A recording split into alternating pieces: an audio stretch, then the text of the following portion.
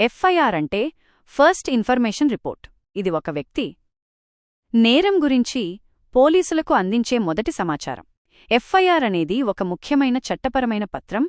ఇది నేర విచారణను ప్రారంభించడానికి పోలీసులకు అధికారమిస్తుంది. ఎఫ్ఐఆర్ నమోదు చేయడానికి కొన్ని ముఖ్యమైన విషయాలు. ఫిర్యాదుదారుడు నేరం గురించి తెలిసిన సమాచారాన్ని స్పష్టంగా మరియు ఖచ్చితంగా చెప్పాలి.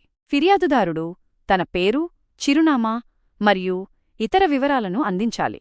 ఫిర్యాదుదారుడు ఫిర్యాదును వ్రాతపూర్వకంగా లేదా మౌఖికంగా చేయవచ్చు. పోలీసులు ఫిర్యాదును నమోదు చేసిన తర్వాత వారు దానిపై విచారణ ప్రారంభించాలి. ఎఫ్ఐఆర్ యొక్క ప్రాముఖ్యత.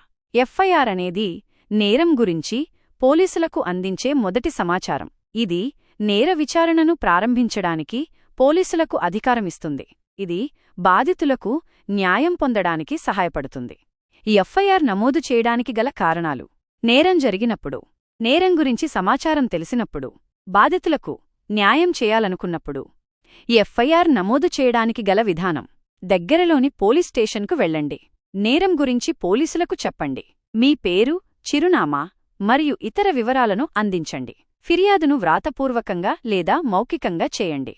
పోలీసులు మీ ఫిర్యాదును నమోదు చేస్తారు మరియు మీకు ఒక కాపీని ఇస్తారు. ఎఫ్ఐఆర్ గురించి మరింత సమాచారం కోసం మీరు ఈ క్రింది వాటిని సందర్శించవచ్చు.